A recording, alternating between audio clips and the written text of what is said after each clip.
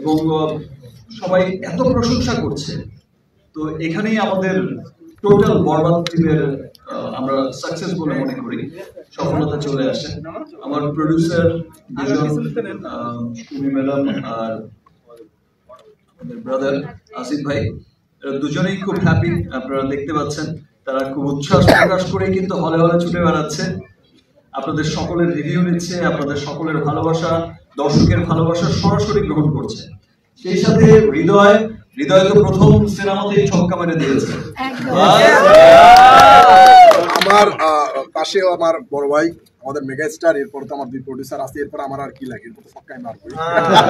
ভাইয়া সামর দিছে না তো খুব ভালো লাগছে যে আমরা যে কষ্ট করেছি বা কি করেছি না করেছি, কতটুকু করতে পেরেছি, যাদের জন্য সিনেমাটা বানিয়েছি তাদের প্রত্যেকের ভালো লাগছে। এবং এই প্রথম আমি কোনো সিনেমায় দেখলাম, আমি সিনেমা হয়তো সরাসরি ঈদের সময়টা দেখতে আসি না, বিকজ আমি মনে করি যে আমার সিনেমাটা হয়তো আমাকে দেখবে, হয়তো এখানে ব্যস্ত হয়ে যাবে, হয়তো গণমাধ্যম আসবে, সংবাদ মাধ্যম আসবে, সিনেমাটা সিনটা মিস হয়ে যাবে, বাট এটা আমি কখনোই চাই না। দ্যাটস ওয়াই আমি বাসায় বসে থেকে থেকে রিভিউজ দিই, কেমন রিভিউজ হচ্ছে, সিনেমার খবর কি।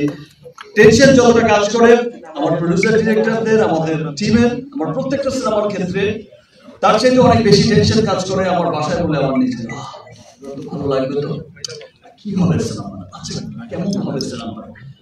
বাট আমি খুবই আনন্দিত হয়েছি, আমার এত ভালো লেগেছে যে আমার ক্যারিয়ারে তো এটাই প্রথম সিনেমা যে সিনেমার এক হলে না অনেক হলে মিডনাইট শো চলছে। আমরা তালি দিতে পারি।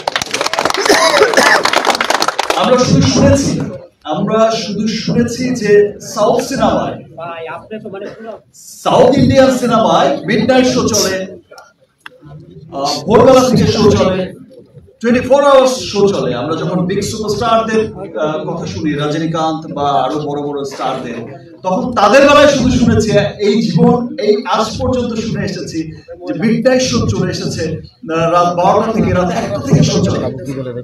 আমার ক্যারিয়ারের এই প্রথম সিনেমা, এবং